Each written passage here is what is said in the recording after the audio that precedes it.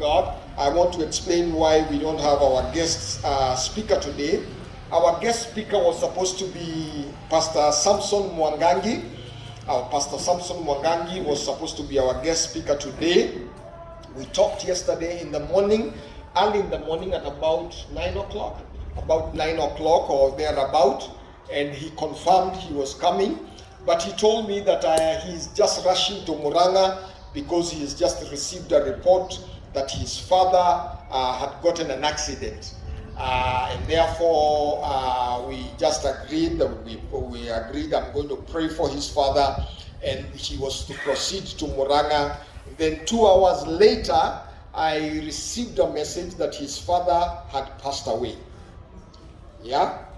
And that is why he's not here this morning, because he went to Muranga. This morning he sent me a message. He told me he's still in Muranga. He's trying to sort out a few things concerning his father. So let's continue praying for the family of Pastor Mwangangi. Pastor Mwangangi, for those who do not know, he's our pastor in Open Blessing Church, Komorok. And we just thank God because of what has happened, and we just tell God to give the family comfort. That is all that we can do. Just pray for that family. Pray for them, that God is going to give them strength, God is going to give them comfort, God is going to enable them to be able to handle the situation that is they are facing right now. So he would have loved to be here. As of yesterday at 9 o'clock, he told me, Pastor, I am ready and I am coming. But he had to rush to Muranga. When he reached there, that is what the news he found there. So let's pray for them. God is going to give them comfort. Amen. Amen. Glory to God.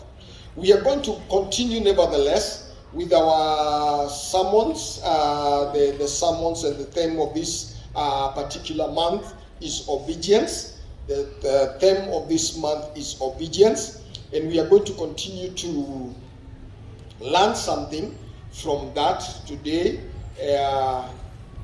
And I believe that God is going to bless us as we do that. So shall we all turn to the book of John, chapter 2. This is a very famous portion of the scripture. I believe I have preached or taught from this portion some time back. And today I'm still going to teach or minister from this particular chapter in regard to obedience. And I believe that God is going to speak to us and minister to us. Amen. I also want to remind you that today is our food program Sunday. So immediately after this sermon, we are going to have our food program. Our chairman is going to guide us in that, and God is going to bless us as we do that. Amen. Now, John chapter 2, is everybody there? Yohana mlango wa pili, tuko pale. Tunaendelea kujifunza mafunzo kuhusu utiifu. Yohana mlango wa pili, John chapter 2. Tutaanza kusoma mstari wa kwanza, alafu tutaendelea pale tukijifunza mambo kadhaa, na naamini kwamba Mungu atatubariki. Amen. Glory to God. Tuko pale kila mmoja. And the third day there was a marriage in Cana of Galilee, and the mother of Jesus was there. And both Jesus was called and his disciples to the marriage. And when they wanted wine, the mother of Jesus said unto him, They have no wine. Jesus said unto her, Woman, what have I to do with thee? My hour is not yet come. His mother said to the servants, Whatever he says unto you, do it. Bwana asifiwe sana. I want to repeat verse 5. His mother said unto the servants, Whatever he says unto you, do it. Amen. Father, in the name of Jesus, we want to thank you so much because of your word. I pray that, Lord, you will speak to us and minister to each and every one of us, Almighty Father. This wonderful day, we want to commit our lives into your hands and submit our lives and our will into your hands, O God. That, Lord, you will speak to every one of us I do not know what state every one of us came here in, oh God. Every one of us who came in here, we came here desiring from you, desiring to hear from you, desiring that you will minister to us, desiring that you will speak to our hearts, and that you will minister to us, oh God. Lord of glory, I pray that in the mighty name of Jesus, you will speak to every one of us. That none of us is going to live here the way we came in, but that at the time of leaving this place, you will have ministered to us, ministered to our lives, ministered to our families, ministered to our situations for the glory and the honor of your name. So receive all the glory, receive all the honor, receive all the praise as we submit our lives into your hands so that you speak to us. We thank you and we bless you because of your word. I pray that you will give me utterance to speak your word the way you desire me to speak it, O God. And that, Lord of glory, every one of us will open our hearts to listen from you, O God. We thank you and we bless you because it is in Jesus' name we have prayed and believed. And all God's people say, Amen. Amen. Glory to God. Maandiko ambayo tumesoma hapa, huu ndio muujiza wa kwanza Yesu alitenda kabla hata aanze huduma yake. Yohana mlango wa 2, Biblia inatuambia kwamba Yesu alikaribishwa katika harusi katika Kana la Galilaya. Na pamoja na Yesu wakakaribishwa wanafunzi wa Yesu. Na pamoja na hao, mama ya Yesu pia alikuwa amealikwa katika ile harusi. Na ukisoma ili andiko, mama ya Yesu alikuwa ametangulia. Na ukifuata mila na desturi za Wayahudi, harusi yao haikuwa kitu ya kufanyika na siku moja. Ilikuwa kitu ambayo ilikuwa inafanyika ni mpangilio wa mambo ambayo yalikuwa yanafanyika kwa siku kadhaa. Na Biblia inasema kwa siku ya 3 katika ile harusi ya Kana la Galilaya, mama ya Yesu alikuwa katika ile harusi. Naye Yesu siku ya 3 wakakuja na wanafunzi wake, wakaingia katika ile harusi.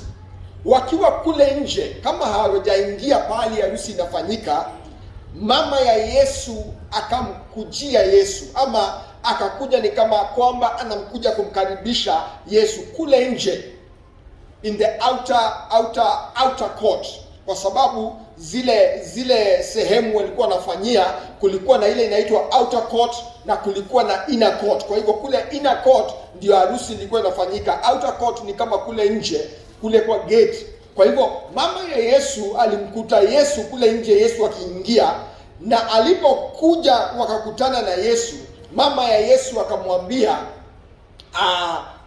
wameishiwa na divai, ama wameishiwa na wine. Na Yesu akamwambia, wakati wangu haujafika. Sawa sawa, wakati wangu haujafika. Kwa hivyo Yesu anamwambia wakati wangu wa kufanya kazi ambayo nimetumwa na Mungu haujafika. Lakini ukumbuke kwamba wakati Yesu alizaliwa, kulikuwa na mamajuzi, si ndio, ambao walikuja kumuona huyu mtoto Yesu, na wakakuja na zawadi nyingi, na wakaabudu Yesu, wakafanya mambo mengi. Na Biblia inasema kwamba Yusufu na Maria wakaangalia na kutizama mambo ambayo yalifanyika, na wakayaweka katika roho yao. In other words, wakajua kwamba huyu mtoto si mtoto wa kawaida. Na ukumbuke kwamba Yusufu tayari alikuwa ameshaambiwa na malaika, na Maria pia alikuwa ameambiwa na malaika, yule mtoto ambaye yuko katika tumbo lako, yule mtoto yuko katika tumbo la mke wako, si mtoto wa kawaida. Ni mtoto ambaye ametumwa na Mungu, ambaye amekuja kwa sababu na kusudi ya Mungu. Kwa hivyo chochote ambacho atakuja kufanya itakuwa kwa ajili ya utukufu wa Mungu. Kwa hivyo wakati mtoto alipozaliwa, hata wakati mtoto tu amezaliwa hivi, kuna watu walikuja kumuona Yesu, wakashujudu, wakampatia dhahabu, manemane, wakaleta zawadi zote, wakamwabudu, wakashukuru Mungu kwa sababu waliona nyota yake katika mashariki na wakaifuata mpaka wakakuja wakakuta kule mtoto yuko. Kwa hivyo Maria na Yusufu walikuwa tayari ndani ya roho yao wanajua kuna jambo ambalo si la kawaida kuhusu huyu mtoto. Kwa hivyo hata alipokuwa akikua, walikuwa wanajua ndani ya roho yao huyu mtoto amebarikiwa na amepatiwa upako fulani na kusudi fulani katika dunia hii. Kwa hivyo wakati mama ya Yesu anakuja kwa Yesu katika ile Kana la Galilaya na anawaambia kwamba divai imeisha, ama ile kinywaji ambayo inakunywa pale katika ndoa imeisha, Yesu anamwambia, mimi sijaanza kazi yangu, kwa hivyo mimi nimekuja tu kuattend harusi. Lakini mama ya Yesu ana insist Yesu afanye jambo. The mother of Jesus insists that Jesus must do something. Na in fact, to make it even, unajua vile mama anaweza toa amri. Ametoa amri, si kama amri lakini ni amri. Yaani ile kitu amesema lazima ifanye nini? Ifanyike. Kwa hivyo wakati Yesu alijaribu kukaa ni kama wanapingana kidogo, mama ya Yesu akawaambia wale wafanyikazi ambao walikuwa wanafanya kazi hapo, chochote atawaambia mfanye. Na yeye akaenda. Na sasa wanafunzi wale wafanyikazi wako pale na wanafunzi wa Yesu. Kwanza wanafunzi wa Yesu unajua wamekaa hapo wanangoja waone nini itafanyika. Si ni kweli? Si unajuanga ile situation, yani unasikia kitu imesemwa ama imefanywa, unakaa ungojee nini itafanyika. Lakini wale ambao walichanganyikiwa zaidi ni wale ambao walikuwa wanafanya kazi katika ile ndoa ama katika ile harusi. Wale ambao walikuwa wanafanya kazi, kwa sababu kitu ya kwanza wanajua kuna crisis.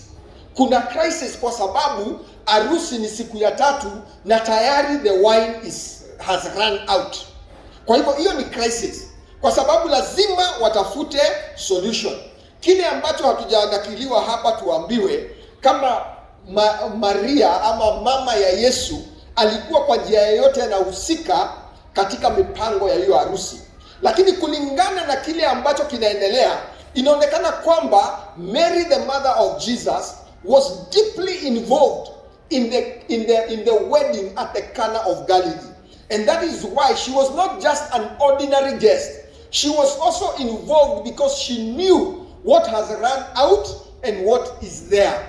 And we also know she was deeply involved in the plans of the Cana of Galilee, the wedding, because wakati kulitokea crisis, she took an initiative ya kuenda kutatua shida ambayo imepatikana.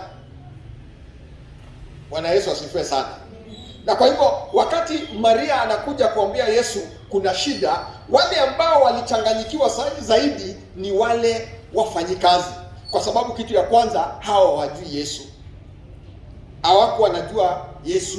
Yesu wako amefanya muujiza mwingine wowote. Kwa hivyo wakati wanaambiwa chochote atakalo waambia mfanye, wanashangaa. Kitu ya kwanza unajua, unajiuliza huyu ni nani? Kwa nini tunaambiwa kile atasema tufanye? Mbona tuifanye? Kwani yeye ni nani? Mbona tusitafute solutions zingine? Na kwa hivyo, na unajua wakati wanaambiwa hivyo, Yesu hajabeba chochote. Yeye ni mgeni, amekuja kwa harusi. Kwa hivyo wanaambiwa chochote atakachowaambia mkifanye. Wanaangalia Yesu, wanaona huyu ni mgeni wa kawaida. Ni nini yako nayo? Hakuna kitu amebeba, hakuna kitu amekuja nayo ambayo itatusaidia tupate the wine that has run out. Lakini Mary alikuwa ameinsist kabisa kwamba chochote atakachowaambia mkifanye. Na Biblia inasema kwamba Yesu alipoona hawezi ng'ang'ana na mama yake, na mama yake ametoa amri kile ambacho Yesu atasema kifanywe, na mama yake akaenda, Yesu akajua hapa hakuna lingine, lazima nifanye jambo. Kwa hivyo Biblia inatuambia kwamba ukiendelea kusoma hapa ufike mpaka mstari wa 10, sitaki kusoma kwa sababu ya muda, utakuta kwamba kulikuwa na mabirika ambayo yalikuwa huko nje pahali Yesu alikuwa amesimama. In the outer court, the Bible says it was in the outer court of where the wedding was happening. The outer court ni kama pale kwa gate. Now, hizo mabirika zilikuwa zimejazwa maji. Yale maji kulingana na mila ya Kiyahudi, yale maji yalikuwa ya kuoga ama usafi wakati unaingia katika harusi. Ilikuwa inaitwa kwa Kiingereza, ile inaitwa ceremonial washing. Kwa hivyo yale maji ambayo yalikuwa katika yale mabirika hayakuwa yanastahili kutumika kunywa. Yalikuwa yanatumika kuoga na kuosha vyombo na kutumika katika usafi kabla hujaingia katika inner court ya harusi. Kwa hivyo yale maji hayakuwa fit for human consumption. Ingetumika kwa usafi, kwa ceremonial cleaning, lakini haukuwa unastahili kuyatumia kule ndani. Kule ndani kulikuwa na maji ya kutumika, ya kunywa, ya maji, kulikuwa na ile wine ambayo ilikuwa inatumika, chakula ambayo ilikuwa inatumika. Kwa hivyo yale maji yalikuwa pale in the outer court ya kutumika kuoga na usafi na mambo kama hayo, lakini si ya kukunywa. Na Yesu anapatiana amri, anaambia wale wafanyikazi, wameambiwa na mama yake chochote atawaambia mfanye. Yesu anaambia watu, jazeni haya mabirika yote na maji. Na kwa sababu waliambiwa wajaze, I'm very sure kuna wengine labda walianza kujiuliza tunajaza ya nini? Ile kitu tuna haja nayo ni wine. Si ni kweli? Tuko na haja na wine. Hatutaki maji. Kwanza maji ya ceremonial cleaning ni ya kazi gani? Lakini wakaambiwa wajaze. Na kwa sababu waliambiwa wajaze, hata kama walikuwa na maswali, walifanya nini? Walijaza.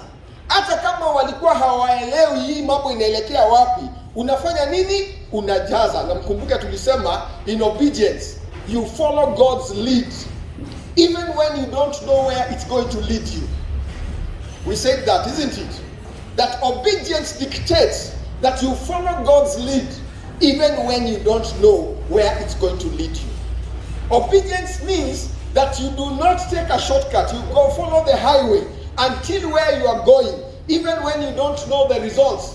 Kwa hivyo hawa watu wanaambiwa wajaze maji, wanajaza maji hata kama hawaelewi ni nini itakachofanyika. Kwa sababu kulingana nao maji ambayo yako katika hiyo mabirika, umuhimu wake ni watu kutumia kuoga. Umuhimu wake ni watu kutumia katika ceremonial cleaning.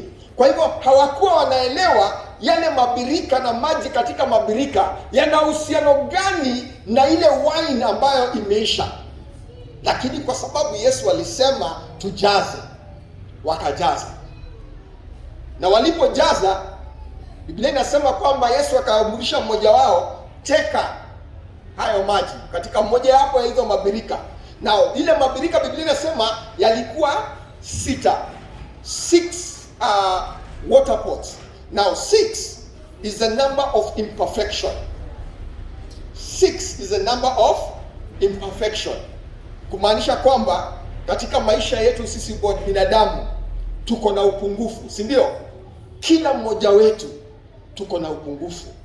Kila mmoja wetu, ukichunguza kila mmoja wetu, whether ni Pastor Maina ama wewe ama yule mwingine, kila mtu ako na upungufu fulani. Kila mtu ako na udhaifu. Kila mtu kuna kitu ambayo unamenyana nayo katika maisha yako ya kiroho. Kitu ambayo inakukalia, inakufanya, inakupatia stress saa nyingine. Hata Paulo alikuwa na kitu ilikuwa inamsumbua. Biblia inasema Paulo kuna wakati aliomba Mungu, anasema kuna mwiba ambao uko katika mwili wangu. Nimeomba Mungu mara 3 aniondolee. Mungu akasema hiyo siondoi, lakini neema yangu itakutosha. Unajua kuna vitu zingine Mungu aondoagi. Anataka zikae hapo. Ndio uweze kujua yeye ni Mungu. Kuna vitu ambavyo umeng'ang'ana nazo, umemenyana nazo, unaambia Mungu niondolee, lakini Mungu anakuambia bado, ng'ang'ana kidogo, endelea, lakini neema yangu itafanya nini?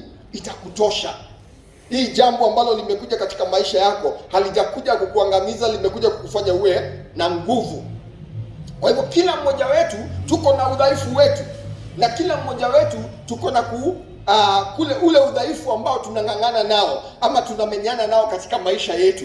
Na zile pots, sitaki kuingia sana kwa in details kuhusu numbers and their biblical meaning, but what we know is that 6 is a number of imperfection, which means that katika maisha ya binadamu kuna ule udhaifu, lakini katika huo udhaifu Mungu anaweza kuleta kitu kizuri kitoke ndani ya hiyo udhaifu wako.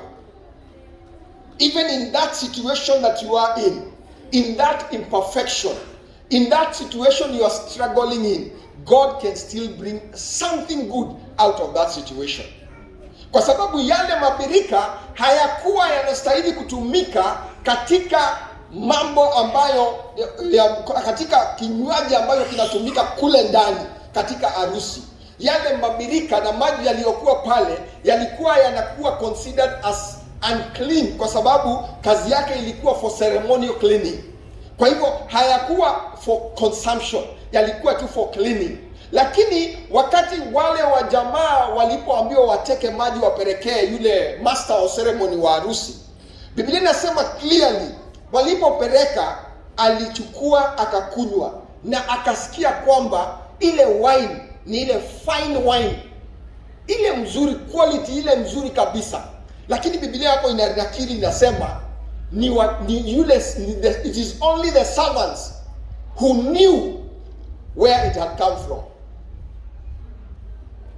It is only the servants who knew where it had come from, meaning that kama ingejulikana kule hiyo wine imetoka na imetekwa wapi, hiyo ingekuwa shida kwa sababu kwa wale wafanyikazi, kwa sababu whatever was in those pots was only for ceremonial cleaning, and therefore it was considered unclean, and it could not have been allowed in the inner court where the wedding was happening at Cana of Galilee. Na kwa hivyo mwenye alikuwa anajua ni Yesu, wanafunzi wake na wafanyikazi ambao walikuwa katika ile harusi, ndio walikuwa wanajua ile mvinyo ambayo wameletewa ya mwisho imetoka wapi. Na yule master of ceremony alipo test akasema kwamba hii, kwanza anauliza mwenye harusi, kwa nini ulitupatia ile mbaya kwanza ukaweka ile mzuri ukatupatia ya mwisho? Kwa sababu mtu huanza na ile mzuri. Watu wakishiba shiba, sasa ukiwapatia hata hii mbaya hawatasikia sana. Na ndio maana siku hizi ni vizuri saa nyingine ukienda pahali kama ni kwa harusi na ama umeitwa party pahali ama umeitwa kwa mikahawa, usikimbie kukula kila kitu haraka haraka. Enda tu pole. Sawa sawa. Endaga pole. Unajua hii mambo ni tunasaidiana, si ni kweli? Tunasaidiana. Usiletewe supu na mkate, ukule supu na mkate mpaka ushibe. Ukishashiba waanze kuleta kuku na nyama ya mbuzi, na wewe ushashiba supu na endaga tu pole. So huyu master of ceremony anauliza, kwa nini umetupatia ile mbaya kwanza alafu unatupatia ile mzuri mwisho?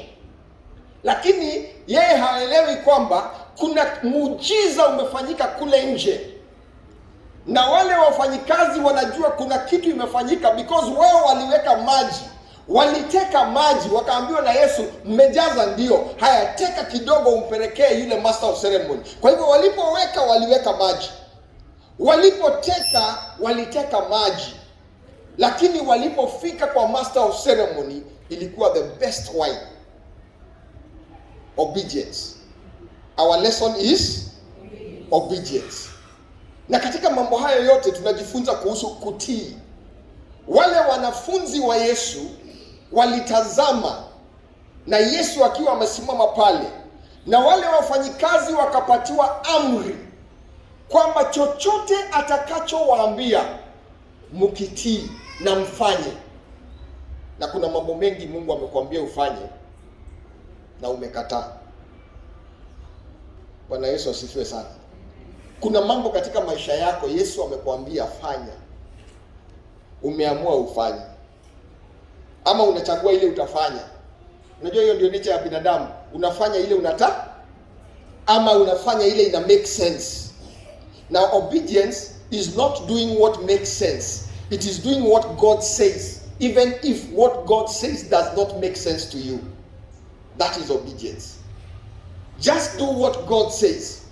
It might not make sense, kwa sababu wale wafanyikazi walikuwa na haki yote ya kuuliza Yesu, mvinyo ambao tunataka na hii maji zina uhusiano gani? Si ndio? Si walikuwa na haki ya kuuliza hivyo? Because as a man you think and you are asking yourself and you are telling yourself, what we are running short of is wine. What we need is wine. What we are being told to do is tujaze maji kwa mabirika. Na tukishajaza alafu tunaambiwa tuteke na tupelekee. You know, that is a risk in itself. It is a risk because supposing ukipeleka pale, unajua kwanza, kitu ya kwanza kuna makosa moja hapo. Makosa ya kwanza, unapeleka maji ambayo umeteka kwa mabirika yaliyo huko nje in the outer court, ambayo yanafaa kutumika kwa usafi, na umeileta ndani ya harusi, alafu umeletea kiongozi wa ibada ya harusi akunywe ati ni mvinyo. Hiyo si ni risk? Si ni risk kubwa sana? But yet mama ya Yesu aliwaambia, chochote atakachowaambia mfanye, mfanye. Even when you are risking your life, just do it. Even when you don't know where God is leading you, just go. Until you reach there, you will see. Because wao waliweka maji, wakateka maji, wakapelekea kiongozi wa ibada ya harusi. Lakini yeye alipokunywa, hakunywa maji, alikunywa wine. Something happened in between there because of obedience. They obeyed the voice of Jesus. They obeyed the command of Jesus. In our lives, we have said this, that we must obey God's leading. We must allow God to lead us. Even when where He is leading us, we have no idea. Even when what He has told us to do does not make sense. It might not make sense to you now. But when you get where God has told you to go, it will make sense. Hallelujah. Si ushaiona vitu zingine umefanya hata wewe mwenyewe ukiulizwa, ulikuwa unafanya nini? Hata mimi sijui.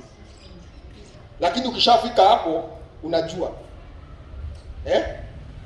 Ushaitoka pahali unaulizwa unaenda wapi? Hata mimi sijui, naenda tu. Lakini in the process of going, God opens ways. Now that is obedience. Obedience is the ability to listen to the voice of God, whether it makes sense to you or it does not. And many times, the voice of God and the command of God, when you use your natural mind, does not make sense. Mara nyingi, kile ambacho Mungu amekuamurisha ufanye, ukitumia akili zako za kiasili, uanze kufikiria kama binadamu wa kawaida, mambo mingi Mungu anakuambia ufanye haya make any sense. Ukifanya hesabu zako hazingiani. Ukiambiwa fanya hivyo haingii. Ninakumbuka wakati niliacha kazi, kaandika barua nikawaambia, sasa nataka kufuata mwito wangu ambao Mungu amenipatia. Nataka kuhubiri. Kwa hivyo sitaendelea kufanya kazi. Nataka kuhubiri. Nakumbuka kuna mmoja alikuja akaniuliza, watoto wako watakuwa nakula nini? Utakuwa unalipa stima na nini? Maji utakuwa unalipa na nini? Akaniuliza, unaishi wapi? Nikamwambia, kutoka pahali unaishi na kanisa ni kama kilomita ngapi? Nikamwambia, utakuwa unaenda aje na utakuwa mpaka na gari? Nikamwambia hivi, kile najua ni kwamba Mungu ameniita. Ninachojua ni kwamba Mungu ameniamurisha nifanye hivi. Jinsi ama vile kutaenda kutoka hapa na kuendelea sijui, lakini najua Mungu ameniambia nifanye hivi. So I don't know what is going to happen. I don't know how I am going to pay my bills. I don't know how my children will go to school. I don't know how we will be eating. I don't even have an idea what is going to happen immediately I leave here. Now, by the way, nilikuwa nafanya kazi mzuri. nilikuwa napata mshahara, nilikuwa nimepatiwa gari ya kampuni, airtime ni ya kampuni, kwa hivyo nilikuwa sawa. Si mlikuwa mnaona hiyo gari ya white ilikuwa inakuja hapa? Hiyo gari ni ya kampuni. Mungu anakuambia sasa hautakuwa unaenda na gari, rudishia wenyewe gari yao, wewe ukanifanyie kazi. Ukitumia akili ya binadamu, wewe unaona hiyo kitu, hiyo hesabu inaingia, urudishe gari uende kwa matatu, na wewe ni pastor. Kwa akili ya binadamu it doesn't work, but whatever he tells you to do, do it. Bwana Yesu asifiwe sana. When he tells you to, you might not know where you are going, and you don't know what you are going to find there, and most likely it's going to be a hard journey, a difficult journey. Lakini mnaona kama nimechapa? Mnaona kama nimechapa? Siniko ndugu Juma, siniko kabisa, si ndio? Bwana Yesu asifiwe sana. Wewe usijali kile ambacho kiko huko mbele, as long as God has said, do it. Whatever the difficulties, whatever the circumstances. Mungu alimwambia Paulo, my grace is sufficient. When you need me, I will be there. Whatever you require, I will provide. When you call me, I will answer. Whatever you desire, I will be there to provide. What kile ambacho unahitaji. It might look to be a long journey, a difficult journey. It might look to be hard and complicated. You might not know where you are going, hata ujui nini itafanyika huko mbele, lakini kile ambacho anakuambia kifanye. Wale wanafunzi waliambiwa, chota maji, weka hapa, jaza hizo mabirika. Chota ingine, pelekea kiongozi. Hiyo yote ilikuwa a risk. It is a risk. In this world, kuna watu ambao hawataki kutake risk. Katika hii nyumba ya Mungu, watu wa Mungu, wacha niwaambie, time has come for the people of God to take risks. Chukua risk. Wewe unaishi kwa nyumba ya kukomboa. Chukua risk, chukua hatua ya imani. Uambie Mungu, sasa sitaishi kwa nyumba ya kukomboa kwa muda fulani. Ama nitaishi hapa kwa nyumba ya kukomboa kwa muda fulani, nataka kuwa na kwangu. Anza kufanya mambo kwa imani, ukitarajia kwamba siku moja naishi kwangu. Itafanyika. Because they say what you see is what you get. Kama hauoni wewe ukiwa landlord, hautawahi kuwa landlord. Kama hauoni wewe ukiwa mwenye plot, ama uko na plot yako, hautawahi pata. Kwa sababu uwezo wako, maono yako yanafika kiwango fulani. Na kwa sababu hutaki kupita hiyo kiwango, uko kwa ile comfort zone. Na tulisema obedience is coming out of the comfort zone and follow the lead of God. So most of us, we don't want to come out of the comfort zone. Tunataka kukaa pahali ambapo tunaelewa kila kitu ambayo inafanyika katika around us. You understand what is happening. As long as what you are doing or what is happening you don't understand, you don't want to engage in that. Because haujui itakuelekeza wapi. But mama ya Yesu aliambia wale wafanyikazi, whatever he tells you to do, do it. However risky it is, do it. However complicated it is, do it. Even if it doesn't make sense, do it. Sijui kama nazungumzia mtu siku ya leo. Hallelujah. Am I talking to somebody today? Nazungumzia mtu siku ya leo. Clovis na Jackson. Kile ambacho Yesu amekwambia ufanye, fanya. Unaweza kutapitia mashida, utapitia ugumu, saa nyingine utalala njaa, saa nyingine utapata matatizo, wengine watakudharau na wakuangalia ni kama uelewi nini unafanya. Lakini kwa sababu amesema Yesu, fanya. Obey his voice and do according to his command. The end is a good end, and that is why the Bible says, I have got good plans for you. Not plans of evil. I have good plans for you, so that I will give you an expected end. Mipango ile niko nayo ni mipango mizuri kwako. Na ingawaji hapa katikati mambo inaweza kuwa magumu, lakini ninataka ujue kwamba nitataka kukupatia mwisho ambao ni mzuri. Naye Paulo akauliza, ni nini itakayotutenganisha kutoka kwa upendo wa Mungu? What will separate us from the love of God?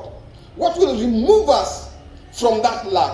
What will remove us from obeying his command? Paulo akalisti vitu nyingi. Ni njaa, ni kifo, ni mauti, ni shida, ni matatizo, ni kudharauliwa. Ni nini itakuondoa kwa ufalme na upendo wa Mungu? So the ability for you to obey unlocks, if you are able to obey the voice of God, that obedience unlocks a spiritual blessing in your life. Na naamini kwamba kila mtu anataka kubarikiwa. Si ni kweli? Sisi zote tunataka kubarikiwa. Hata mimi nataka kubarikiwa. Wewe unajua unataka kubarikiwa. Hata ule mtu akili sahihi anataka, kila mmoja wetu tunataka kubarikiwa. Na unapoenda mbele za Mungu kuomba, mara nyingi unajipataga ukiambia Mungu nibariki. Si ni kweli? Lakini hizo baraka lazima ziandamane ama zitanguliwe na utiifu. Lazima utii Mungu. Lazima utii sauti yake. Na kama vile mama ya Yesu aliambia wanafunzi wa Yesu, akawaambia kwamba chochote atakachowaambia lazima mtii. However complicated, however difficult, however hard these things are, we must obey. Kwa hivyo, what we are saying, obedience ushers in a new beginning and opens the door to spiritual blessings. Na hapa tunasema kwamba Yesu alitumia ordinary vessels ambazo zile mabirika zilikuwa pale nje, zilikuwa mabirika ambazo hazikuwa zinatambulika, hazikuwa za heshima, lakini kutoka kwa ile mabirika akaweza kufanya mvinyo ambao ulikuwa bora zaidi katika ile harusi kuliko mivinyo mingine yoyote. So from you, it doesn't matter how ordinary you might look. When you walk in obedience, God makes a spiritual blessing to flow out of you. So your obedience, kutii kwako, kuna kufanya ama kunafungua milango ya kiroho ya baraka katika maisha yako. So let us obey. Doesn't matter how ordinary. Usifikirie baraka za Mungu ni za watu fulani. Baraka za Mungu ni za kila mmoja wetu. Kila mmoja wetu. Mungu ametengeneza hizi baraka kwa ajili ya sisi zote. So hakuna ati baraka ati kuna mtu huwa anabarikiwa kuliko mwingine. Hakuna mtu akona more advantage mbele za Mungu kuliko yule mwingine, ati kwa sababu mtu fulani ni pastor, ama yeye ni prophet, ama yeye ni teacher, ama yeye ni mwimbaji, kwa hivyo yeye akona more grace ama akona more favor mbele za Mungu kukuliko. Sisi zote ni sawa mbele za Mungu. Na baraka za Mungu ambazo ameandaa katika maisha yetu zitakuja kama tutatii Mungu. Hatutoshani, hatufanani, lakini kila mtu amebarikiwa. Na kila mtu ameandaliwa baraka. Na kama unataka kutap into that blessing, you must obey God. Hallelujah. So our obedience ushers in a new beginning. Haijalishi umekuwa ukipitia mashida gani, haijalishi umekuwa umekipitia hali gani, haijalishi maisha yako ni complicated kiasi gani, as long as whatever he tells you to do, you do it, God is going to bless you. Irene, as long as you do what Jesus says, you will be blessed. Doesn't matter how complicated life is. It doesn't matter how hard life is. It doesn't matter what difficulties you have gone through. Haijalishi unapitia hali gani, just do what Jesus says that you do. Hapana piga shortcut, fuata njia ya Mungu. Kuna njia za mikato mingi za kupata vitu, lakini fuata njia ya Mungu. Njia ya Mungu inasema lazima ufuate ile amri yake vile amesema. Usianze kutumia njia zako. Pia tumesema kwamba obedience is also an act of love. Obedience is an act of love. Na Yesu akasema, if you really love me, you will keep my commandment, or you will obey my commandment. kama unanipenda, John chapter 14 verse 15, kama unanipenda utafanya maagizo yangu, utafuata maagizo yangu. If you really love me, you will keep or you will obey my commandments. So obedience is pegged to love. So if you love God, you will obey his words. If you love God, you will follow his word. Bwana asifiwe sana. We are also saying obedience is an act of worship. Obedience is an act of worship. Obedience is an act of worship. Wakati unatii Mungu, hiyo pia ni sehemu ya kuabudu, ya kumwabudu Mungu, kwa sababu unafuata maagizo yake. Romans chapter 2 verse 1 inasema hivi. Nasoma kutoka kwa tafsiri ya Amplified Version of the Bible, inasema hivi: I appeal to you therefore, brethren, and beg you in view of all the mercies of God, to make a decisive dedication of your bodies, presenting all your members and faculties as a living sacrifice, holy, devoted, consecrated, and well-pleasing to God, which is your reasonable, rational, intelligent service and spiritual worship. So Paulo katika Warumi wanaambiwa kwamba na wasihi wapendwa wote, mjikabidhi miili yenu na maisha yenu kwa Mungu, kwa sababu wakati utafanya hivyo fully, when you do that fully, when you dedicate your bodies as a living sacrifice, holy, devoted, consecrated, well pleasing to God, that is a reasonable service to God. It is a reasonable service and spiritual worship. Kwa hivyo obedience is spiritual worship. Na hauwezi sema kwamba unamtii Mungu na haujitoi wewe mwenyewe, kwa sababu tulianza na pale tulisoma maandiko inasema obedience is better than sacrifice. Kwa hivyo kile ambacho Mungu anataka kwanza kabla ya mambo mengine yote ni kwamba wewe ujitoe mwenyewe, maisha yako, mawazo yako, mwili wako, chochote ambacho uko nacho, roho yako, uitoe mbele za Mungu. Maisha yako yawe ni maisha yanampendeza Mungu. Mienendo yako iwe ni mienendo ambayo inampendeza Mungu. Tabia zako zimtukuze Mungu. Maneno ya kinywa chako yawe ni ya kutukuza Mungu. Mambo yote ambayo unafanya katika maisha yako, roho yako, mawazo yako, your attitude, everything about you, God wants you to offer yourself as a living sacrifice first, before you offer your money, before you offer your wealth, before you offer your education, before you offer your knowledge. God wants you first. And that God regards as an act of worship.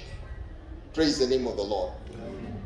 And therefore, God desires that every one of us, as believers, as children of God, kama watoto wa Mungu, kama watoto ambao wanamjua Mungu, that whatever he tells us to do, we do it. What is it that God is telling you to do this morning or this afternoon? Ni nini ambaye Mungu amekwambia ufanye? Ukijichunguza katika maisha yako, kuna mambo ambayo Mungu amekwambia ukuwe ukifanya. Na as long as you do not do those things, you are blocking your spiritual blessing. You are closing the door to receive blessings. You are blocking yourself from the blessings of God. Mungu hana shida ya kukubariki. Baraka tayari amefanya nini? Ameshazitoa. Ashazipatiana. Unakumbuka siku moja nikiwaambia hapa, God is watching over his word. To do what? To perform it. God is always watching over his word to perform it. So, shida ni kwa nani? Shida ni kwetu sisi. Kwa sababu Mungu ashazungumza neno lake. Ashazungumza baraka. Ashazungumza kile ambacho kitawafanyikia wale ambao wanamtii. Kwa hivyo ile challenge tuko nayo ni sisi wenyewe tuwe na uwezo wa kuobey what God has said. So the question is, do we obey? Are we obedient to God? May the Lord help us to be obedient, so that wakati chochote atakachotuambia, na unajua chochote ni kila kitu, si ni kweli? Chochote ni kumaanisha unaweza ambiwa hata ile kitu huko unatarajia. Ama namna gani, ndugu yangu? As in, God can tell you to do something that you did not expect. Hiyo ni part ya chochote. Anaweza kukupatia surprise siku ya leo, akwambie wacha hii, anza hii. Chochote. So hilo neno chochote. Unajua wakati Mary alikuwa anaambia hao wafanyikazi, chochote atakachowaambia, hata hao hawakuwa wanajua ni nini watatarajia. They were just waiting to be told. They did not know what he is going to say. Hakuna mtu alikuwa anajua kile Yesu atakusema. Kwa hivyo hata siku ya leo, chochote Yesu atakuambia ufanye, fanya nini? Fanya. Na utakapofanya utabarikiwa. Amekwambia uombe, si uombe? Amekwambia usome neno la Mungu, soma Biblia yako. Na kwa ni shida ya kusoma ni si usome? Amekwambia ukuwe na ushirika na Roho Mtakatifu, kuwa na ushirika. Amekwambia utoke kwa comfort zone, na si ufanye hivyo. Wakati tulikuwa tunasoma stewardship, tulisema hii mambo ya kukaa hapa ukae tu uombe Mungu akufanye milionea na umekaa kwa nyumba unakunywa uji, utakaa na si utangoja? Na Mungu ataendelea kuwa na wewe utaendelea tu. Unajua wanasemanga, kuna msemo wa Kiingereza unasema, if wishes were horses, beggars would ride on them. Wewe endelea tu kukaa kwa nyumba yako ukikunywa kahawa chungu ukizindikisha jua. Unajua kuna watu wanazindikishanga jua. Anatoka nje asubuhi saa 4 ikichomoza, uko tu hapo ukiongea mambo ya vile utakuwa milionea. Unazindikisha jua ukiongea vile utakuwa milionea mpaka jua inateremka, bado ukiongea mambo ya milionea. Wewe toka huko nje. Mamilionea wako Marikiti. Mamilionea wako huko Isili, wengine wako Korogosho. Mamilionea wako kwa mashamba wakilima. Mamilionea wako kwa maofisi wakifanya kazi na kwa mafactory. Mamilionea wako huko nje wakiuza mahindi. Na wengine wanauza mandazi. Mamilionea wako huko nje wakipikia wengine chapo, wale hawataki kupika chapo. Wanapika chapo. Wewe unanunua chapo moja 10 bob, unaona ni kama uko juu sana. Ukijiuliza huyo mtu amepika chapo ngapi kwa siku hiyo moja? Na wewe unajigamba sababu hiyo shilingi 10 umempatia. Wewe unajiuliza huyu mtu ameuza chapo ngapi per day? God wants us to come out of our comfort zone. And God has told us to take a step of faith. Hallelujah. Amen. Whatever God tells you to do, do it. It might be hard. It might be difficult. It might be complicated. Na sitaki kukudanganya nikwambia mambo itakuwa rahisi. Mara mingi Mungu akikupatia amri inakujanga na stress. Saa nyingine hata wewe mwenyewe unafika hivi unajiuliza, ni Mungu aliongea kweli? Kweli? Unaanza kujifanyia my evaluation. Kweli ni Mungu aliongea? Ni yeye aliongea. But you have to pass through that. Bwana Yesu asifiwe sana. In fact, the Bible says that Jesus was even obedient to the point of death. Unakumbuka Yesu wakati alienda kwa shamba la Getsemani, aliambia Mungu nini? Kama kuna uwezekano uniondolee hiki kikombe, niondolee, lakini sio mapenzi yangu, mapenzi yako yafanye nini? Wewe unafikiria Yesu akiomba hiyo maombi, mambo ilikuwa rahisi?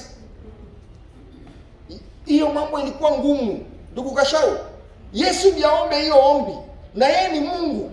Lakini ile mashida anaona inakuja, na anaiona ndio hii inakuja, anaambia Mungu, kama inawezekano hii vitu inakuja isikuje, iondoe. Lakini sasa si vile mimi nataka, wacha mapenzi yako yatimie. So sometimes when you are obeying the voice of God, it is not easy. But the results. Yesu, haikuwa rahisi kwa Yesu kwenda msalabani. lakini matunda ni wewe umekaa hapa siku ya leo. You are the results. He died because of you. Kuna matunda huko mbele. And that is why we have said, obedience does not take the shortcut. It takes the highway where God leads you. It might not be easy, but the results are there. You might not see the results, but they are there. Just because you are not seeing them does not mean they are not there. They are there. Kwa hivyo mimi nataka kuhimiza mtu siku ya leo, na nikwambie baraka zako ziko, lakini Mungu anataka utii. Kuna kitu Mungu amekwambia ufanye. As long as hautaifanya, umejifungia baraka. Lakini utakapotii, utafungua hizo baraka. May the Lord bless us. And may the Lord help us. Father, we thank you. And we bless you, Lord, because of your word. Just like Mary told the servants at the Cana of Galilee, in that wedding, whatever he tells you to do, that is Jesus. Whatever he tells you to do, do it. This morning, I know there is somebody who is seated here. I know there is somebody who is following us online, on Facebook. I know there is somebody who is going to come across this message on YouTube, oh God. And you have talked to them. And you have been telling them to do a particular thing. And that is where their blessing lies, oh God. I pray that we will obey your command. That whatever you will tell us to do, oh Lord, we will do it, oh God. Whatever you will instruct us to do, we will do it, Almighty Father. And I pray for your blessings. I pray that, Lord, you will enable us to be obedient children of God. That we will be sons and daughters who are obedient to your voice, who listen keenly to what you have to say through your word. And that, Lord, you will speak to our hearts, minister to us, and manifest yourself in our lives. We thank you and we bless you, because you're going to help us to be obedient to your word. May you be glorified, may you be honored, may you be exalted, Almighty Father, because, Lord, you're going to continue to be exalted and to be honored in our lives. We thank you and we bless you, and we honor you, Lord. I pray that you're going to bless your children. I pray that you're going to enable every one of us to be able to be faithful in our walk with you, to be obedient to you, O God, and to walk in that obedience in every area of our lives for the glory and the honor of your name. We thank you and we bless you and we honor you, O God. Katika hiyo hali ya kuomba, kila mtu akiwa amefunga macho yake, mojawapo ya vitu ambavyo Mungu anataka tutii ni kutoa maisha yetu kwa Kristo Yesu. Na inawezekana uko hapa haujapokea Yesu kama awe mwokozi wa maisha yako, na ungetaka kumwambia Yesu aje awe mwokozi wa maisha yako. Sitaki kufunga kabla sijakuombea. Kama wewe ni mmoja wa wale wanasema, Yesu, ninakubali mwito wako na ninakubali kukupokea uwe Bwana na mwokozi wa maisha yangu. Kama uko hapo ungetaka tuombe ile ombi, tafadhali inua mkono wako ili tuweze kuomba pamoja ile ombi la toba, ili kwamba uweze kumpokea Yesu. Nakupatia tu nafasi dakika moja tu. Kama uko pale haujaokoka, haujampatia Yesu maisha yako, ungetaka kuokoka siku ya leo na uko pale, hebu inua mkono wako tuweze kuomba pamoja. If you are not born again. Hallelujah. Now if we are all born again, may the Lord God Almighty bless you. May the Lord God Almighty see you through. May the Lord God Almighty continually shine His face upon you. As you go out, may you be blessed. As you come in, may you be blessed. In all that you do, may you be blessed. Whatever you touch to do, may you be blessed. Wherever you go, may you find the favor of God. Where your feet will step, may God give that place to you as an inheritance, so that you will prosper in all that you do. May the Lord bless you with good health in the mighty name of Jesus.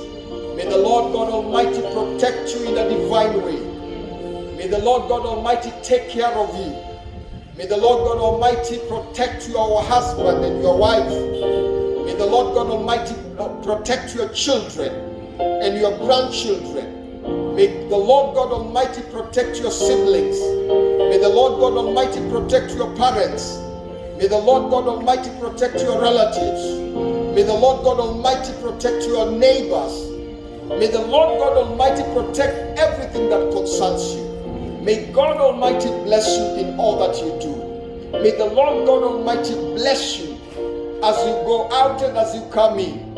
In all that you do, may you find the favor of God in your life. And finally, in the mighty name of Jesus, I decree and declare right now, may the Lord God Almighty perfect everything that concerns you. In the mighty name of Jesus, I have decreed and declared. And all God's people say, amen. God bless you. And now may the grace of our Lord Jesus Christ and the love of God and the fellowship of the Holy Spirit be with us now and forevermore.